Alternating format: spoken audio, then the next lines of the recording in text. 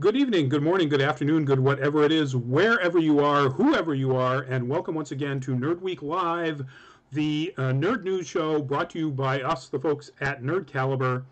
I am Rodney Brown. I'm the editor in chief of Nerd Caliber. I am first person shooter on Facebook as a cosplay photographer. Burley underscore adopter on the Twitters as a tech journalist and other things. Joining me tonight, let's say we are going to start with the only one who's wearing a hat. Byron, if you would introduce yourself while I turn off my heater to stop this noise. Hello, friends. Byron McNeil, aka Byron D0, on multiple facets of the internet. Contributing writer, YouTube content creator and social media contributor on occasion for Nerd Caliber. If you want to see some of my other stuff, I highly recommend checking out my web comic series, Codename Blackbird. It's basically like Batman meets Black Lives Matter. Awesome, very cool. And Gogo, if you would. Hello, I'm Gogo Incognito. I've been a contributor to Nerd Caliber for a long time. I'm really looking forward to whenever the vaccine is widespread and we have herd immunity and cons can come back again, so I can also get into my favorite role at cons, which is holding the microphone and interviewing people for Nerd Caliber. It's just my absolute favorite thing to do at a con. You can find me on the internet by going to your favorite search engine and typing in Gogo Incognito. And I pop up in lots of different places. So go to your favorite social media and see what you find. 18 and over. Yeah, there you go. And joining us on the chat already, a whole bunch of people here. Tiffany Benoit, welcome to the show. Vanny needs help. I hope you get it, and welcome to the show. Aaron Medina, welcome to the show. Now we got, I'm going to have to make contractions out of some of your names. Make the gotcha community a better place. One, sure. Good call. And two, welcome to the show. Might have to just call you Gotcha. Gotcha community. Todoroki and Justin Dark Pulse YT. Well, welcome to the show. Who else did? Aaron. Oh, Luminous. Welcome to the show. Yes, Godzilla. Right in your wheelhouse. So we got a bunch of stuff. A lot of news happened this past week. So we got a lot of stuff that we're going to get into. And we're going to jump right into the first bit of news. The reason this picture up here has actually nothing to do with the actor. This is about the showrunner of Lovecraft Country. And Misha Green is the showrunner, and Misha has been named to write and direct the next Tomb Raider movie, which will once again star Alicia Vikander. Maybe this one won't suck. Well, maybe. Frankly, yeah, I guess I have to say I've never made it through the first one, so probably I have to agree with you. I think I blocked it out that there was a first one. Like when I was reading through the information, I was like, wait a minute. I remember when Angelina Jolie was, and I know that dates things a little bit, was Tomb Raider, and I was like, I didn't even remember that there was another one. Maybe I just blocked it out. Yeah, it was the the whole reboot of movie, like the reboot of the games. Yeah. So you got essentially it was a version that was like Rise of the Tomb Raider. But it had no teeth to it. Yeah, I kind of remember in terms of cosplay now when people were kind of taking movie scene stills and promo stills and like trying to recreate that. Okay. Yeah. Well, I mean, that's exactly what it was. They tried their best to recreate all of that. Yeah. I mean, she's an amazing showrunner, so maybe and she's going to write, Rodney? Write and direct. Yep. Okay, well, I have some hope. I mean, I really love to see Tomb Raider. Such an old but beloved character. I'd really love to see this character get the justice of having, a good story, like good all around. And, let's break that curse of video game movies being horrible, which we'll get back into in just a little while. Yes. I agree. Lovecraft Country was absolutely amazing. In our full fat spoiler chat dissection of it, I had some issues with the very end, but it was more about pacing and sort of information delivery than anything else. The The story itself was fantastic. The performances were amazing. It was just an amazing series. Apparently, she's going to be really, really busy. She is working on a reboot of the 1970s blaxploitation flick Cleopatra Jones. So I'm in for that. I'm very keen to see what that happens, or what that looks like when it happens. But yeah, so that's the quick news on that. We don't have any date. Obviously, this is just announced as early production. Although they do want to point out here that as much as none of us have really cared for the first Tomb Raider, made about $275 million at the box office. And since it wasn't a gigantic CGI splash fest, and it was before Alicia Vikander was really terribly well known, I imagine it made a profit. So, again, Fortnite's popular. Yeah, I'm sure it made a profit. Otherwise, I wouldn't make another one. All right, moving on to our next bit of news. That is the actress Jody Turner-Smith. And the news is that she has been cast to star in the upcoming Witcher prequel series called Witcher Blood Origin for Netflix. And it will be set 1,200 years prior to the events of the Witcher series.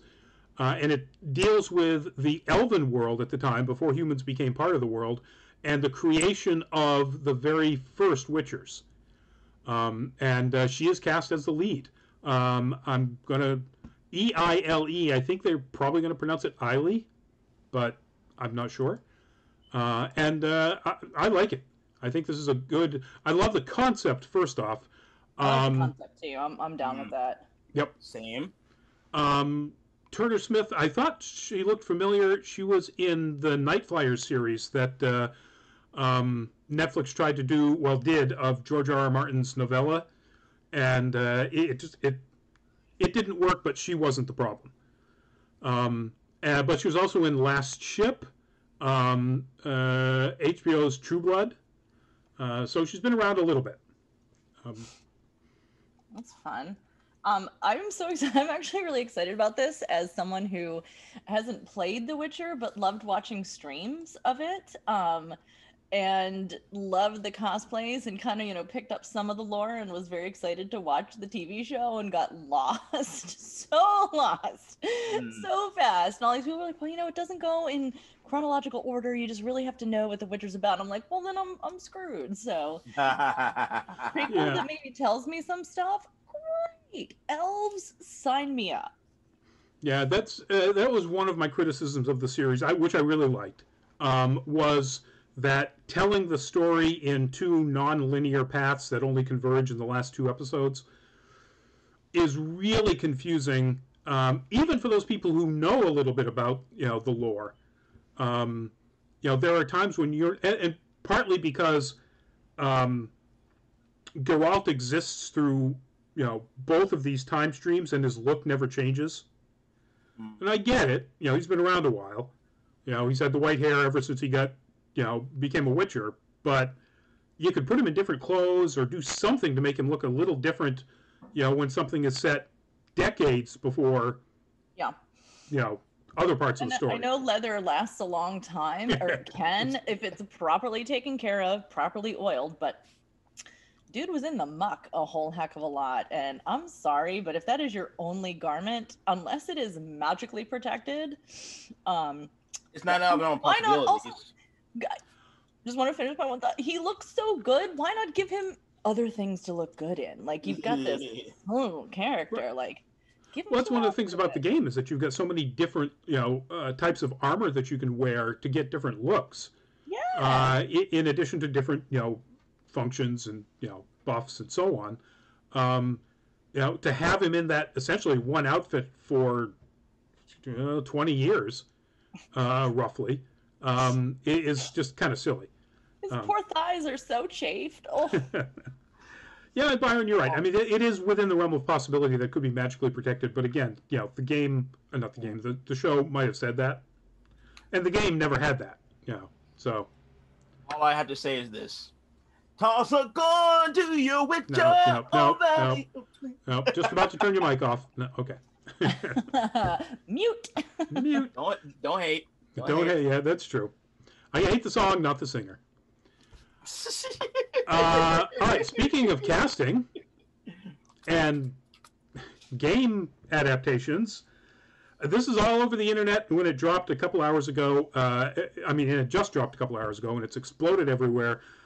Kevin Hart, this is confirmed, has been cast as the character Roland in the upcoming movie adaptation of Borderlands. You go first. All right, Byron, go first. Go ahead. I said go. Go first. Okay. Oh God, stop me when I get like really angry, please, because I'm having trouble sleeping at night and I'm trying to like be chill, like not get super wound up. This is terrible for all sorts of reasons. Number one, Kevin Hart. Let's just get to the point of it. He is a homophobic jerk, and he's tried to walk back a lot of his comments, homophobic, transphobic, that he's been making for years. But like, I'm sorry, dude. And then it'll still come out and blah, blah, blah. It's bad. He's also one of the people defending Louis C.K. Like, I'm sorry. Disgusting. Not a lot of redeeming qualities there. Yes, he's funny. He would have been great for the voice of Claptrap if you had to cast him in something. But taking a guy who talks like this, oh my God, blah, blah, blah, blah, blah, and high-pitched, and he's that kind of an actor, and you know what kind of character you're going to get, and casting him as the very serious, rock-solid, guy you go to, Roland, means, are they going to make the black character a joke? And if they are, I have nothing to do with the movie. Good points. I just can't, if they're going to make this, like, he's your solid guy. He's the guy who ongoing through the series. Roland is a BFD. He's a big forking deal.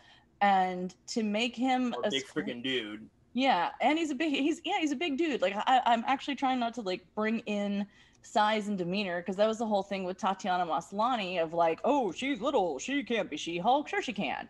Kevin Hart, he's really little. He can't be Roland. Well, why not? I'm talking about the character of who Kevin Hart is as a person and how he plays his characters. I cannot stand when, series or movies take the black character and turn them into the slapstick, into the joke. I'm done. All right.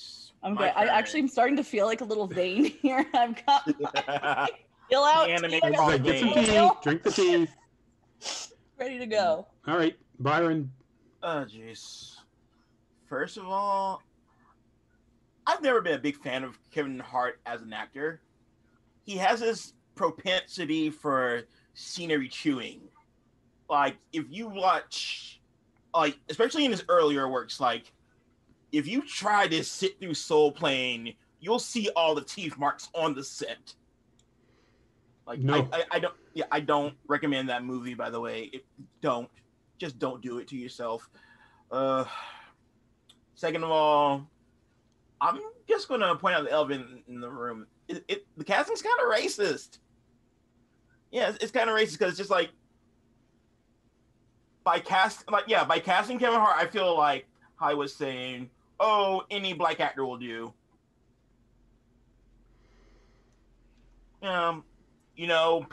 People are free to disagree, and I'm free to not care about their opinions.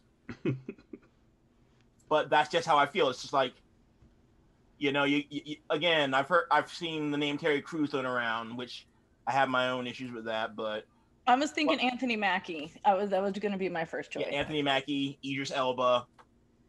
There are plenty of non-problematic black actors. Hell, you could get The Rock to play him. Oh, I want to see The Rock as Brick, though. I want to see The Rock. Yeah, and they haven't mentioned any other casting other than Cate Blanchett as Lilith. So right, okay, so Cate Blanchett, statuesque goddess, as Lilith, who is average size, it's fine. But then Roland is way taller than her. So what's she going to do? Be looking down at Kevin Hart the entire time? And they're going to be on a box. It works for Tom Cruise. I know. Put him on a box. Well, I mean, it could be worse. Depth of field. Yeah, exactly. It could be worse. They could have casted Chris Tucker. Oh God.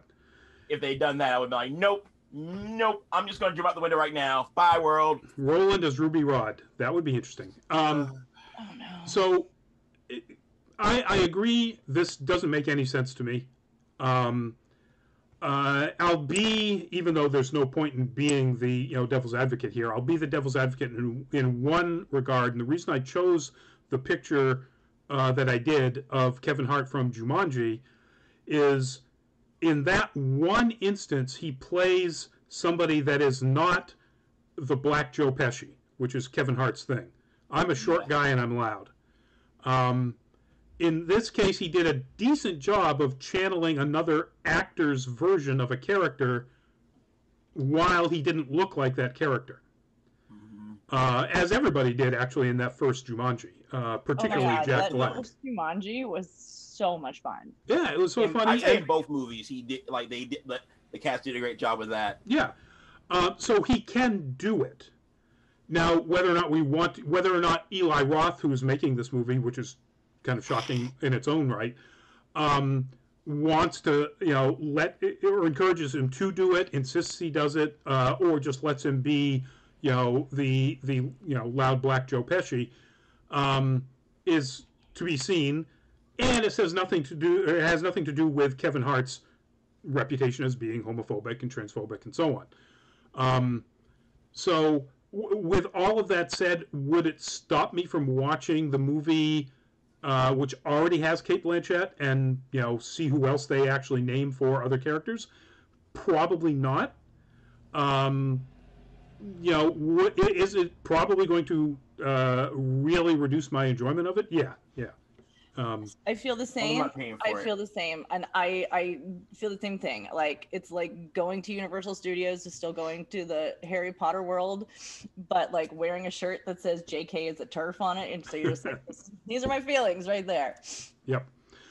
I need to make that shirt. Oh, I'm sure somebody. I'm positive. It's out there. It's out there. Yeah, and even and plus I'm sure you can make it. Just go to Teespring or something. Yes. All right, now speaking of sort of casting news or not casting news, or I guess, so this isn't really particularly news, except it's news about something that didn't happen and it's been confirmed now by Patrick Stewart. Apparently in an interview in the magazine and website Digital Spy, Patrick Stewart confirmed that Kevin Feige had reached out to him about the idea of reprising the role of Charles Xavier in upcoming movies.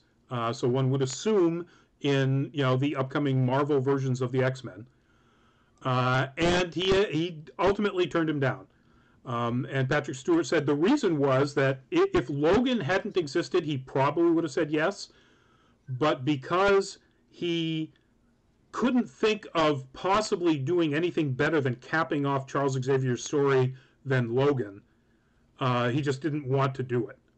And I respect that. I mean, I'm bummed, but you got to respect that kind of credibility. That is artist integrity right there. Absolutely. Yep. I would say that it's like my takeaway from all this is that, well, first of all, Patrick Stewart is almost 90. Yeah. And Marvel, with their casting, they tend to play the long game. So in that sense, it's probably for the like I would love to see him take the wheelchair one more time, but I mean he's done his time. He has made himself an icon more than a few times in pop culture. He is an icon, like forever, like Star Trek before. And I mean, I do have to say, I thought some of the X-Men movies were really mediocre. And actually the one I like the best is First Class, where they're all young and stuff. And that's James McAvoy. But man, do I have such respect for Patrick Stewart. It can be real tempting to be like, yes, because I want to stay relevant. But yeah, man, when you're almost 90 and you've proved everything you have to prove, do your stick by your guns, stick by your artistic integrity. I really like that point that he was like, I can't imagine a better end for this character, and so anything else is just going to be not worth it for me. Cast a new person. I just hope they don't. A soulless cash grab. Yeah, and to your point, Byron, about his age, if you've seen Star Trek Picard, which he is committed to doing another season on, Oh, that's right. That's right. he is, you know, he shows his age. Let's put it that way. And in fact, it's an important part of his character in Picard, is the fact that he is that age, you know, I wouldn't say has, well, yeah, kind of has lost a step and, needs the help of an awful lot of former friends and new friends and so on to get his mission done. Santiago, how? Welcome to the show. When it comes out, just going to ask when what comes out. Are we back on the Borderlands movie? Is what you were asking. It literally just started filming this month in Budapest. I don't think it's scheduled for a 2021 release. Get my hopes up. I'm trying to look back at my list so of movies. Actually, you know what? I think it is. Already started filming, and we only have like some of the cast. Like, some of the cast announced. Yes, that's what I mean. Like, some of the cast announced. Like, you're not going to announce more. People are going to find out. You know? Well, yeah. Once the cell phone videos start coming in from Budapest, then we'll be seeing. Where is my movies in 2020 we're excited for?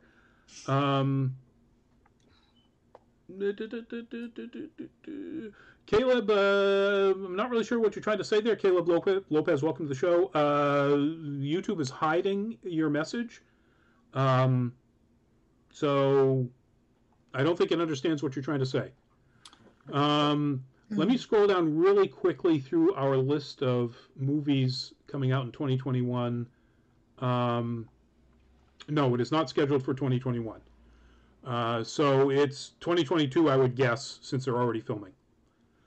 If that's what you were asking, Santiago, if it was about something else that we'd already talked about, just mention it in the chat, and I'll try to get that answered. Anyway, moving on to other things that they are maybe currently sort of eventually working on. So Tim Allen dropped this little bit this past week about the idea that there's a Galaxy Quest sequel. This has been rumored and talked about for quite a while. There's apparently a script. He says it's fabulous. It's hilarious. It is not yet in production with any studio, as far as I can tell, based on this article. So it still needs to be picked up by somebody. But having already committed to writing a script, and Tim Allen obviously being involved, again, problematic individual, but hilarious first movie. We'll see whether or not this goes anywhere further and somebody actually does greenlight an actual sequel, please. Assuming the original people are involved. Well, Alan Rickman. Yeah, I was about to say. Well, then there's the problem. What do you do without Alan Rickman? You would have to write that. I mean, the worst thing to do with that would be Dark Knight Rises, where you just ignore the Joker's existence entirely. After Heath Ledger died, that was the weakest way to handle a major character and major actor leaving your franchise. Yeah, so disrespectful. Christopher Nolan needs to be knocked for that. He gets praised for so many things, but that's something he definitely needs to be knocked for, is that, disrespectful, right, treatment of Heath Ledger and his memory. Whether or not they would do anything less disrespectful in any Galaxy Quest sequel, I would like to think so, particularly if Dean Parasote, who did the Bill and Ted Face the Music movie and the original Galaxy Quest, is involved. Then I would think absolutely he would handle it with greater respect. But you don't know, because Tim Allen is involved. So you took the words right out of my mouth, because he's kind of gross, and I just a lot of things about this sequel just won't work out for me. First, aside from those two things, you have the fact that Daryl Chill Mitchell is paralyzed from the waist down now. He is. Yes, he is.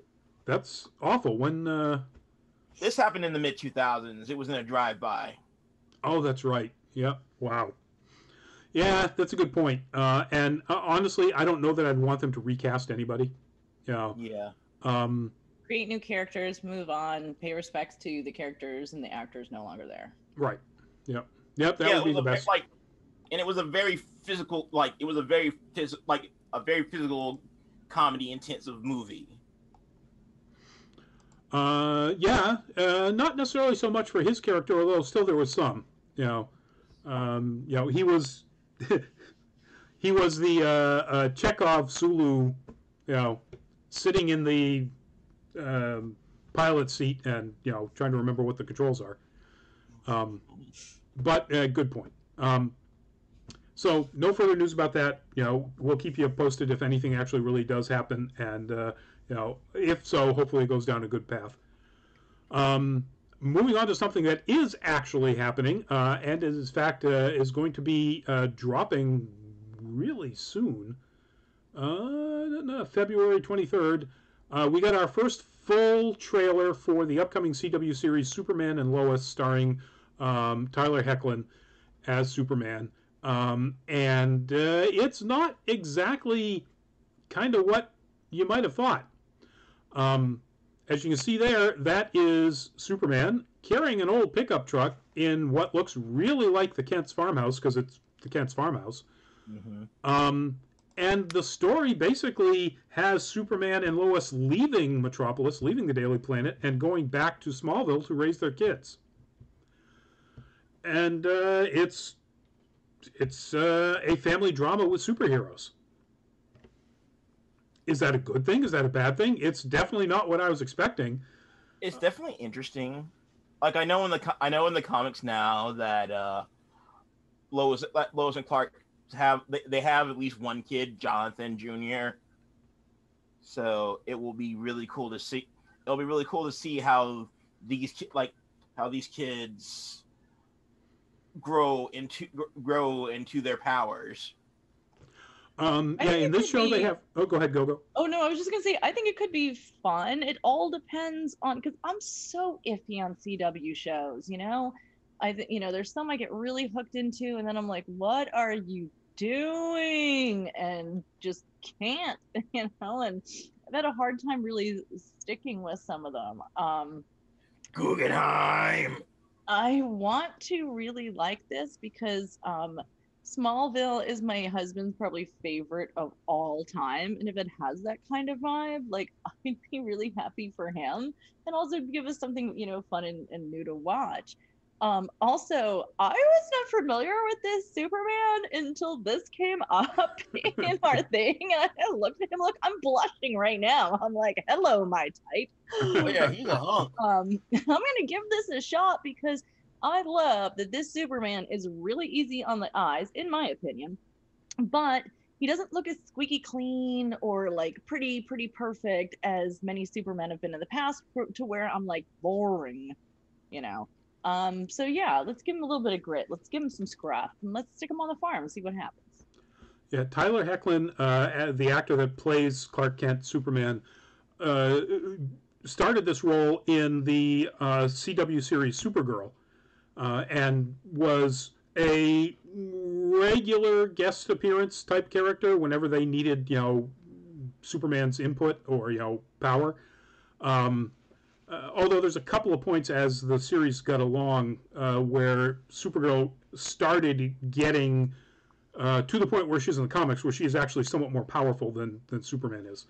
Yes. I'm going to complain. I'm never going to complain about that. No, that's a good thing. There's a lot of things to complain about Supergirl, the series, but that ain't one of them. And Tyler Hoechlin wasn't one of them. He was amazing, literally from the moment he appeared on screen. I was like, that's it. That's your Superman going forward for everything if you can do it.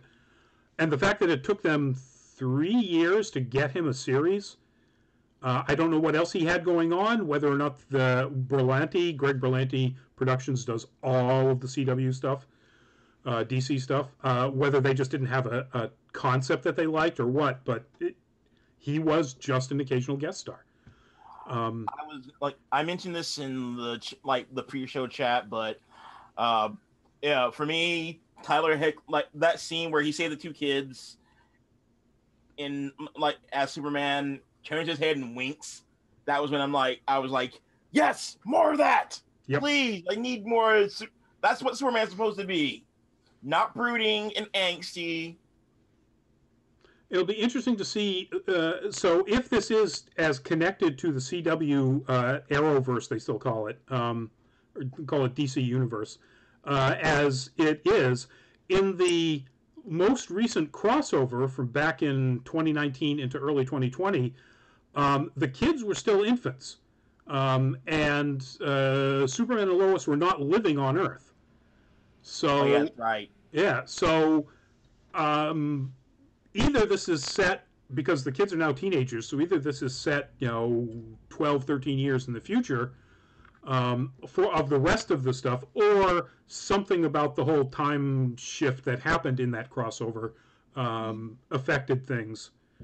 I don't know which way they're going to go. My guess is probably something like the latter, because they've made it clear they don't like the idea of having different timelines, because that means the characters can't interact necessarily the right way. So we'll see. But I'm really looking forward to it, mainly because of Tyler Hoechlin. I kind of like the idea of them going back to Smallville. They've got Supergirl in Metropolis and dealing with all of that, making it more of a family drama. Yeah, I'm into it. But I've been the into worst that can happen is that it's like other CW shows where it's good and bad. Yeah. Dawson's Smallville. All right, moving on to another bit of teaser that we got. This in case a 2-minute long clip and an actual release date. Amazon's upcoming adaptation of Robert Kirkman's comic Invincible drops March 20-something. 23rd, 26th. That's soon. Yeah, March 26th. And in that announcement, they also included a 2-minute long segment, which you see a little bit of in the one trailer that they've released, which is where Mark and his dad, Nolan, that's it, Omni-Man, are floating in the sky way up above their city and playing baseball by throwing it around the curve of the Earth. And that's a great scene, but the dialogue is what makes that scene, where Mark is talking about how he's, still not entirely sure he's got the chops to be this, superhero kind of thing. It's worth watching, folks. It's really cool. It sets up the dynamic. Stephen Yuen nails it as the voice actor of Mark, and J.K. Simmons as Omni-Man, as Nolan, his dad. What? Yeah. Yeah. Yeah, the voice cast for this thing is insane. How did I miss that when I watched the first time? Okay, I was kind of meh on this because I'm like, all right, it's another story about a dude and whatever, and I was like, what's different and exciting about it? I do love Robert Kirkman though. I loved Walking Dead. I read it forever. J.K. Simmons, I'm sorry, big fan. Yep. You're not alone on that, definitely. Even like going back to he was played like the worst character ever in Oz, and I couldn't get enough. Oh yeah, he's definitely a compelling actor. He's such a compelling actor. Oh yeah. Yep. Oh, yeah.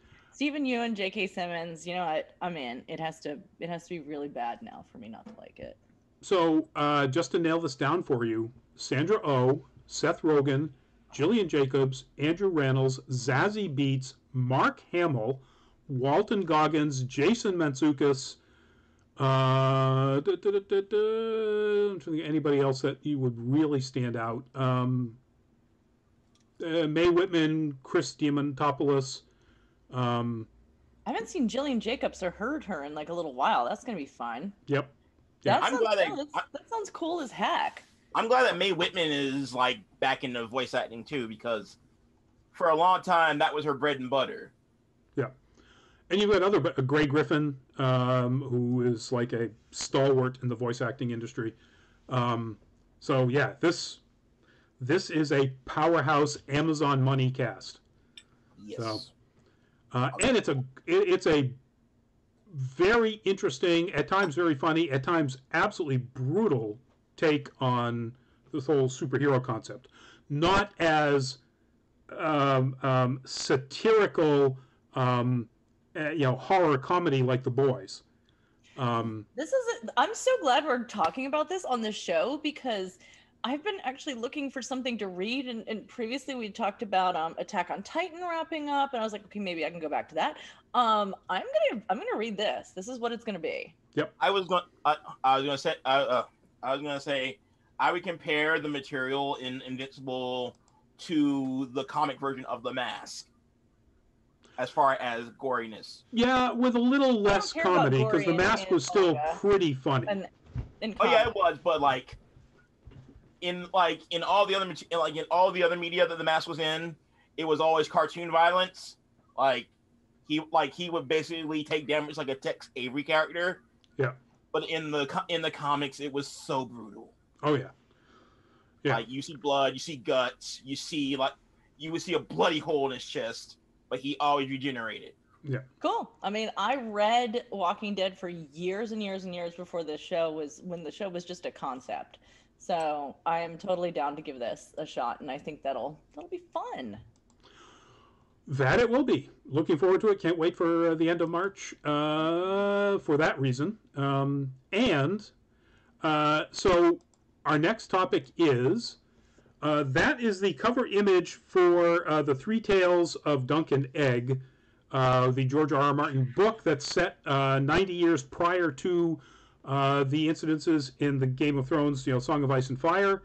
And the news is that Tale of Dunk and Egg will be, or is being worked on as the next prequel series for Game of Thrones at HBO Max. This is, when they announced that they were going to be doing prequels, this was probably the number one thing that people wanted. Not the early Targaryens, not going all the way back to, the Tales of High Valyria, which was a series they canceled. This was what everybody wanted. We're finally going to get it. At some point. This has just been announced as being in early development. So, but I'm keen. I'm interested. I hope it makes it. I'm so thrilled. I just finally, I'm just casting, please, fingers crossed. I have to manually do that. Please, please, please, please, please do it well. Yep. Yeah. For those who don't know, it's the adventures of Sir Duncan the Tall, or Dunk, and the young Aegon V. Targaryen, Egg. And like I said, it takes place 90 years prior. The three novellas he's published are Tales of Dunk and Egg, or are The Hedge Knight, The Sworn Sword, and The Mystery Knight. And if you are a Targaryen fan, if you are really into that history of the Targaryens and all that stuff, you low-key will get a lot in this. It just sort of sneaks up on you and you're like, oh, do tell, So really, it's fun. These are good. Yeah. I'm excited. Very cool to see who they cast for this, and watch them spill Targaryen tea, Yeah, I've got my tea. I'm ready. Exactly. Luminous in the chat. I just bought the Invincible graphic novel to read before the show comes out. That's what I'm going to do, Luminous. It's you and I running, right? Same thing. What's that? It's still running, isn't it? I thought it had wrapped up. Let me see if I can do a really quick check. Come on, stupid phone. I'm trying to look at things too. I hate having to look at you. I'm here.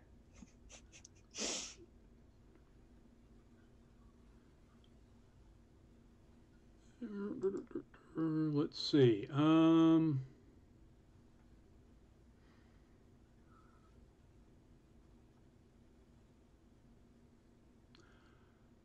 Yeah, no, I think it's wrapped up. Yeah, it looks like it from what I've seen too. Yeah. So, and I would assume that it must be more than one graphic novel. I can't imagine. It's been running since 2003, or started in 2003, so I bet there's a bunch of graphic novels. Oh, here it's right at the end of the article. Concluded in February 2018 after a 15-year run. So, you got a lot of reading to do there, Luminous and Go-Go. Mm-hmm. Me as well. All right, moving on to our next bit of news, and from the potentially ridiculous to the or sublime to the definitely ridiculous. Once again, I will insist on using the Morbius the Living Vampire issue #1 cover whenever we're talking about the movie Morbius. Lumina says it's big. I got the Omnibus Volume 1 of 3. Wow. All right. The news is that they've kicked Morbius out to 2022. It will not be released in 2021. And we just announced, what was it, last week? 2 weeks ago, that change of date into October of 2021. And now, nope, we're not going to see it until sometime in 2022. That's fine. I think the last time because I remember talking about it, we were saying I remember talking about it because we said maybe they're going to recast because Jared Leto is so problematic and he's so hard to have on set. So, but I don't know. They filmed enough to put out trailers with him in it, so I'm guessing that's not the case. As long as he's not sending actual teeth to people's trailers or dead bats or anything else. Yeah, no, we didn't. Please no. I don't know whether it has to do with the release schedule of the next Spider-Man movie, or the next Venom movie, because Sony has made clear that they're going to try to create their own sort of villains Spider-Man universe that tangentially connects to the MCU because it shares the same Spider-Man, but won't be MCU characters. So, or they will specifically be Spider-Man villain characters. So who knows why they decided to push it out. But fingers crossed that what it really means is a lot of rewriting and less Jared Leto. They'll film the entire movie where he has his first scene and then maybe a transformation scene and that's it, and everybody else does cool stuff. CGI back. Yeah, exactly. He gets transformed into another actor. CGI, they could do it. Anyway, that up on the screen right there is Christina Ariel. Christina Ariel was named as the host of the upcoming Disney Plus show Star Wars The High Republic show. It was not Disney Plus, a web series, which she'll be interviewing creative people involved in Disney's new High Republic initiative, which includes a whole line of comics that are coming out. It's all set in the High Republic, 200 years before the first movie, A New Hope. The news is that immediately upon seeing this, apparently a group of far right-wing scumbags, probably the same sort of people from the same right-wing blog that tried to do this to James Gunn, went back, dug up a bunch of Christina's older tweets, which they said made her unfit for this particular role. The old tweets were calling out white people for being racist. Okay. That is correct, but that's correct. Yeah. Yes, call out white people. We need to be called out all the time. No. We can't make them feel bad. We can't make them feel bad because that's the real racism. Exactly. No, F our feelings. Why, Oh my, and that's supposed to make, I'm sorry, but her being a proponent of inclusion and social justice and anti-racist, that's supposed to make her unfit. Sorry, that makes her a hero in and of itself. Absolutely. And it just points out that once again, the Star Wars fandom, or at least a corner of it, has picked up absolutely the wrong things about Star Wars and try to make it into what they want, which is a racist, empirical, fascist, in their mind, paradise.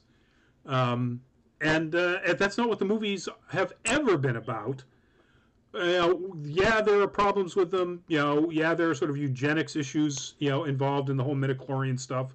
Sure, that's the movies have always been about rebels against fascism.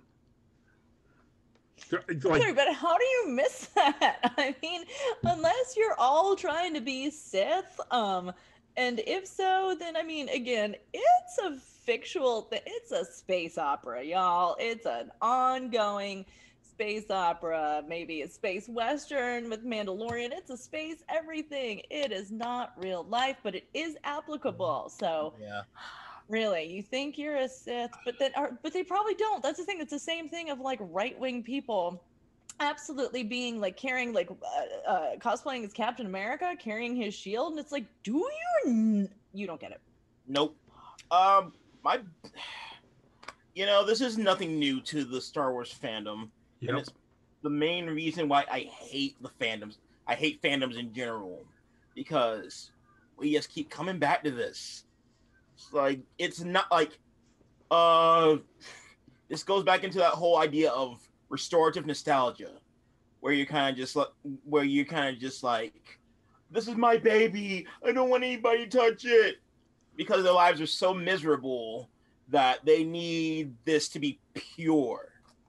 Well, yeah, in general, the people who criticize changes like, say, Last Jedi and Rian Johnson's interpretation of, the Star Wars universe, sure, those people are people who have that, that need to cling to what makes them feel comfortable.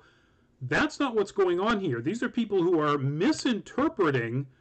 deliberately misinterpreting the messages of an entire series of movies, books, comic books, etc., to feed their own far right-wing racist agenda. Yes. And then criticizing people who try to do something that doesn't fit into that agenda. Disney cast every single character in every movie you're making from now on, because the Skywalker saga is over, as a person of color. Just to screw these people right into the ground. There's no reason that it's absolutely a thing. You've had plenty of people of color. Well, you haven't had plenty, sadly. You've had some people of color. Well, I mean, there's been a lot of aliens that are blue and green and exactly, but like, there's a lot of, there are humanoid and the human, we suppose, people all over the place, and yeah, let's make them brown and black. Yep, absolutely. An entire cast of Landos. Now, just do it and just get these people to stop pretending that they are anything related to your content, your intellectual property. Yeah, but that's, there's again even oh gosh, I forget his name right now, the gentleman who played Finn, but John Boyega. Thank you. God, that just went zoop out of my head. He's even said that he is very annoyed and very upset about how his character was treated, and it goes back to me thinking like I just cannot stand watching, and I cannot get behind movies that make the if they have a black character and they make that black character the slapstick, the jokey, the comic relief. There's some really just straight up racist roots in that. And so, yeah, let's have a whole heck of a lot of brown people. Let's do that. Let's have something on a planet where, we got it maybe like a pinch, like, but still like very whitewashed, but some brown. Not just people of color, but like women of color. Yep. Get some more women of color up there, because there are so many talented women of color that need to be in these starring roles in these awesome IPs. Yep. First one that comes to mind, Nicole Yvette Brown. She's hilarious. Samira Wiley's all in like Star Trek land, and that's fantastic, but I'm more of a Star Wars than a Trekkie, and I'm like, no, we need her to be a Jedi. She can do both. Yeah, I'm agreed. So please Lucasfilms, Disney, take this to heart, and do everything you can to piss these people off so that they will stop being anything other than the racist and stop pretending that your intellectual property has anything to do with them. Moving on to more problematic intellectual property. Oh dear. All right, so this is an image from LeakyCon in Boston back in the end of 2018. That's, of course, our wonderful Greg as Hagrid with a whole bunch of fantastic Mountbatten cosplayers. The news is Harry Potter related, and it is apparently, and this is a rumor being told to the Hollywood Reporter, they have inside sources saying this, and they are confirming it with their inside sources, but that there's a Harry Potter live-action TV series in early development for HBO Max.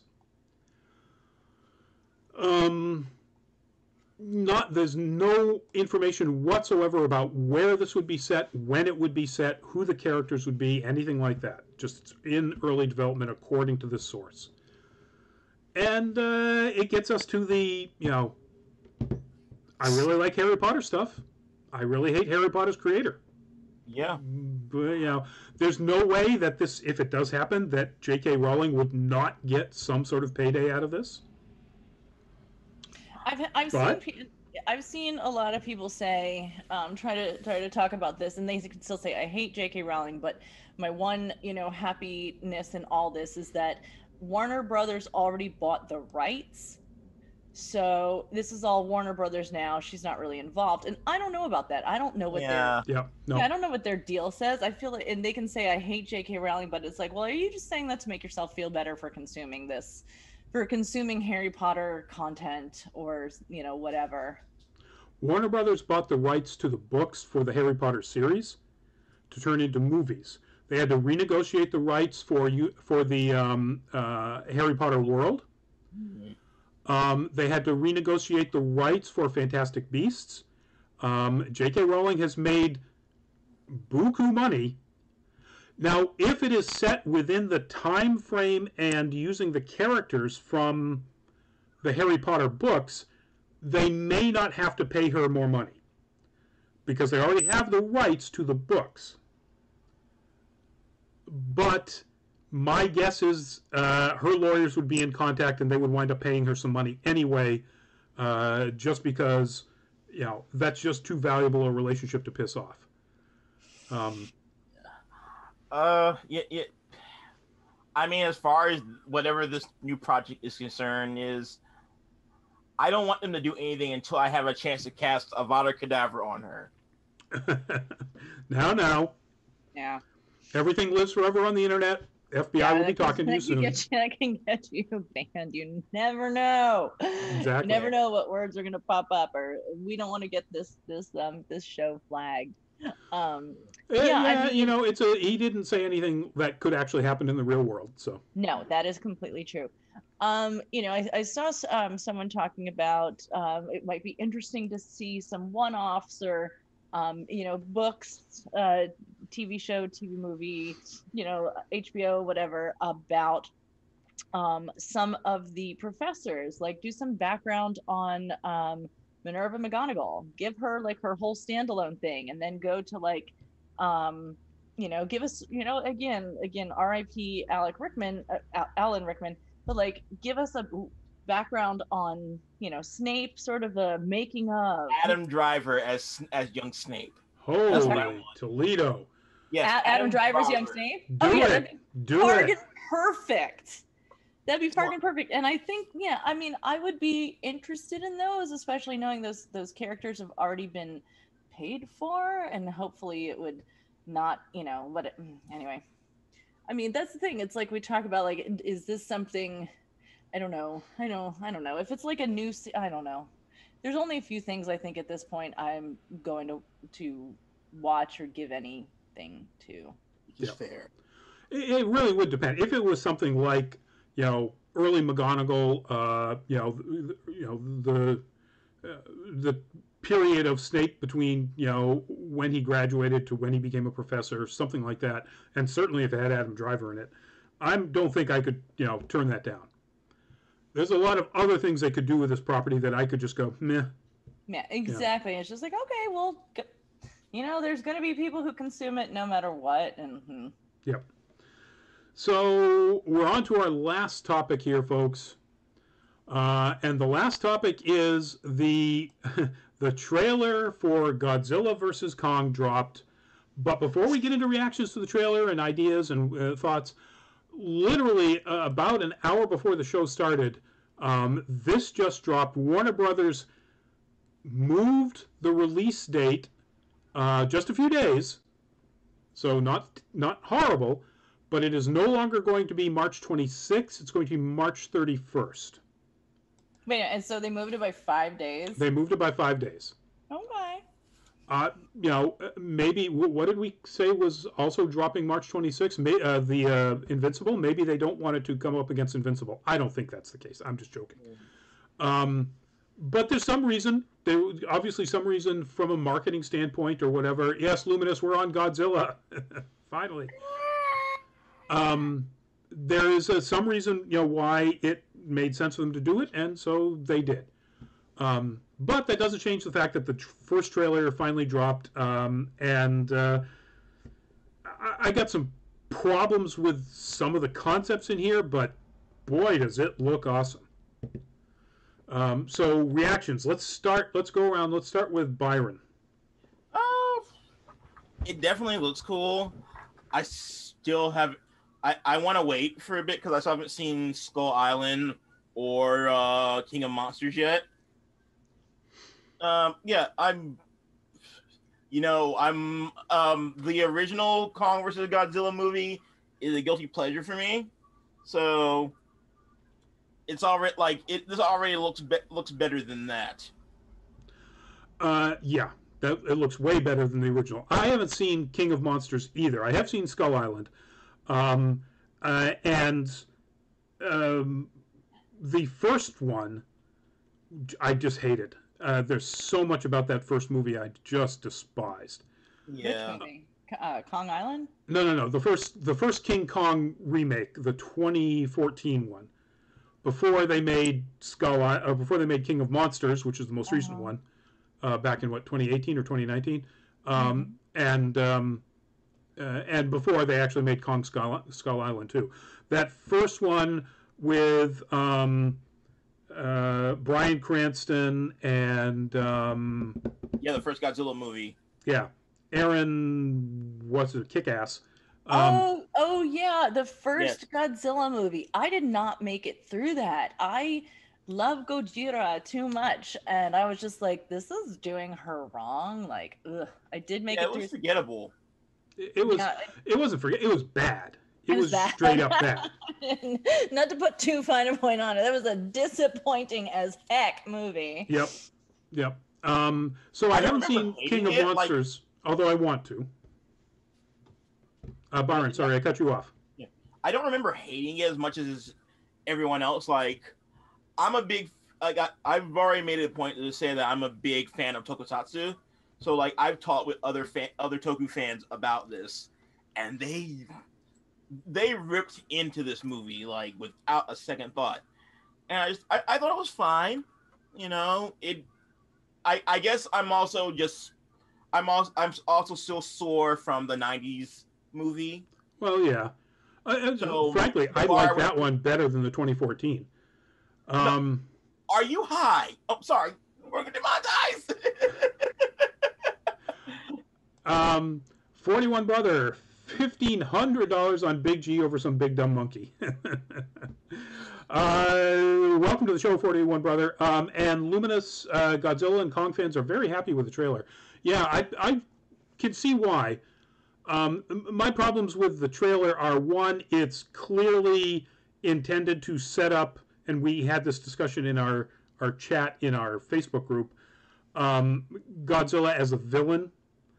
And in the original, he was a villain too. Right. But it's clear that was not the case after, and I do know this because I've seen enough things about King of Monsters, that's not the case. After King of Monsters sets up Godzilla as basically the savior of humanity. Yeah. So then to have Godzilla attacking cities all around the world and so on, well, they pretty much, and Luminous says on his YouTube channel, luminous.news, folks, by the way, in case you want to check it out. Oh, no, Godzilla versus Heisenberg is your channel, correct? Luminous, type in your chat your channel so we can give people the correct one. I made a 48-minute video talking about Easter eggs and details of the 2-minute trailer. Oh, I need to see that since I got called out for being like, no, I don't want them to be villains. Aaron, Medina, and you changed your logo. Are we talking about heroes and villains? Kind of, sort of. We're talking about Godzilla versus Kong, the first trailer that dropped. 41 Brother, yeah, they turned Godzilla heel for no reason while Kong remains the obvious babyface. Well, it still looks better than that Godzilla game for PS4. Yeah, well, I mean, I think it looks good, and yes, I admit to getting swept up into like, you know, the Kong versus Godzilla. No, I don't want that. And so if the trailer was you know, misleading on purpose, well then fine. I got suckered. So did like half the internet into being like, whose side are you on? It's a good marketing strategy. And then you know, if it's not that at all, if the enemy was inside us all along, or whatever, whatever. I mean, sure, I clicked on it, watched the thing, was like, oh no, but hey, props to them for the marketing. Yeah, and they are antagonists. There's no question. They are fighting in scenes in this thing. Now, whether or not they stay fighting or find somebody that they need to fight together, which is what's going to happen, then, you know... Bros. They're going to become bros. They're going to become bros, best bros. They're going to go into Sapporo and just... I still maintain that Gojira is female. Yep. Oh, okay. Well, they're gonna be besties then, and then they're gonna go to Sapporo, Japan, go to the factory and take 2 vats of their finest beer and toast to their victory. At that size, there would have to be 2 full factories, I think. Luminous's channel is Luminous. All right, there we go. So go check that out, folks. And Luminous says, Kong has a lot of personality and expression in the trailer, which has me very hopeful. 41 Brother dropped the best meme, or a reference to the best meme ever, or actually the Bernie memes are the best memes ever. Save Mothra! Somebody did 2 images of Kong and Godzilla recreating the Save Martha scene from Batman v Superman. And it's hilarious. Go look that up. It's just wonderful. I'm here for that. So my only criticism with this is, and again, this is a science thing, and it's not going to get me to bother, but, you know, 2 entities the size of a skyscraper standing on an aircraft carrier. Have you ever had 2 people who are too big stand on a kayak? There's no way an aircraft carrier contains the displacement necessary to hold these 2 things. Just couldn't happen. What's the science? But that's just that's one of those that's like, oh, that's really stupid. This is still a great looking fight. I don't care. So yeah, so it's... You're launching at the door. I really like it. I'm not going to drop what is, once you look through the trailer, is the pretty obvious reference as to what the villain is. There are lots and lots of hints in the trailer. Yeah, go be like me and watch it like 10 times. And like, okay. Yeah. Aaron, Medina, do you choose Kong or Godzilla? You know what? I'm going with they're going to become besties, and you know, I won't have to choose. Yeah. Why not both? Exactly. Why not both? Realistically, a nuclear furnace-powered giant lizard. Yeah. If Kong didn't have the axe, which is in the trailer, it'd be all over. You know, sorry, Kong. You know.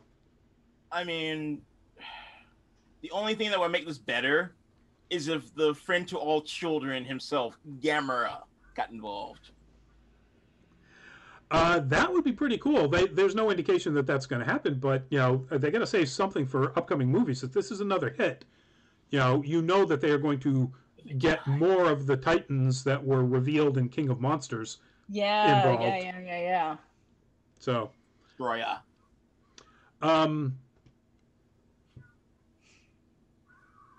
Aaron, do you have two accounts? What are you talking about? We're talking about what you just asked us about, Kong versus Godzilla. Now I'm confused. Anyway, that was our topic, folks. Does anybody here have a could we please or could we not for this week?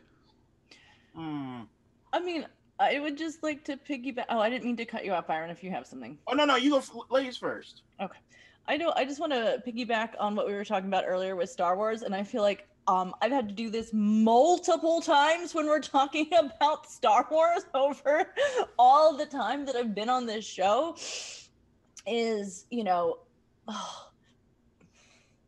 also, if you're alt-right, why are you watching us, Right. But seriously, could we not... can we please understand the story here and stop trying to twist every little thing to white supremacy? Here. You've got all you've got all your Nazi stories there about Hitler boys. You don't need our stuff. Byron. I guess for me, I say, could we please just move past this horror show in human history right now, because things are changing. We're moving towards something a little bit better. Let's not focus on people's past mistakes anymore. We can, whether it's the president, whether it's an actor or a Hollywood figure, if they're trying to be better in the present, give them a chance to. And that's especially for all these conservative nut jobs that are cherry picking sins from the past. Here. Before I give mine, Eloy Perez, welcome to the show. We're just wrapping up here. Kong will pay the price in the end. He will go all out to save people. Godzilla, in the end, will team up with Kong and clean house. Can't wait for the movie. I don't think that you're far off there. So here's my could we not, or could we please? Could we please stop judging people for liking an intellectual property, even if the creator of that property is awful? And that's something that I've seen happen with the Harry Potter universe. There are people who really think that you cannot support, or you cannot be a fan of Harry Potter anymore because in some way that supports J.K. Rowling. I'm sorry, I grew up reading these books to my kid. So, I'm still going to like the property, and I'm still going to hate her, until she changes her mind, which is never going to happen. Hopefully the content will outlive the writer, just like, if you love it that much, then, hope for that and keep going with it. Just like J.R.R. Tolkien, right? Did I get his name right? There's a lot of J. Yes. Yeah. Okay. Of course, with all the not the Game of Thrones. Help me here. Lord of the Rings. Lord of the Rings. Gosh, stuff is just going out my brain tonight. So, yeah, if you looking back at stories we love, if you dig deep into who actually wrote them, you might be really disappointed. I mean, it's not a bad exercise, but yeah, I don't think I've ever run across anything in Tolkien other than his literary treatment of women. But I mean, nobody nowadays criticizes anybody for doing something fun or cool or creative with Cthulhu. And we all know that H.P. Lovecraft was just a freaking piece of work. I was thinking of him as well. And that's going to be the same thing eventually with J.K. Rowling. Yeah. So please, folks, let people like stuff. Maybe educate them about the problems with the person who created it if they don't know that, but don't stop them from liking it. Let people enjoy things. Yes. That's it, folks. That's it for our show tonight. Thursday night, we will be doing our full fat spoiler chat on Mulan. We'll finally get to Mulan. And early spoiler, I don't think it's going to be entirely positive. Just so, if you've seen it and you want to get in the chat and join us and talk about that, where we talk about things that work, things that didn't work, themes, tone, so on. 8 o'clock Thursday night. All of these social media platforms. Aaron Medina, I like the Muppets. Don't we all? I like you, Aaron. And then hopefully we'll see you next week. Stay safe. In addition to my usual stay safe, folks, I'm going to add, for us here in New England, we're getting a really small but really slippery snowstorm, and I've seen lots and lots of reports of accidents throughout New England already. So please stay safe on the roads there, folks. But in addition, we now have count them, 4 more contagious variants of COVID. UK, Brazil, South Africa, and now California has its own. So, folks, wear the mask, wash the hands, keep social distance, stay in quarantine if you can for as long as you can. So, Byron, say goodnight. Good night. Go. Bye. And for me, Rodney Brown, that's a good night. Thank you all, folks, very much. And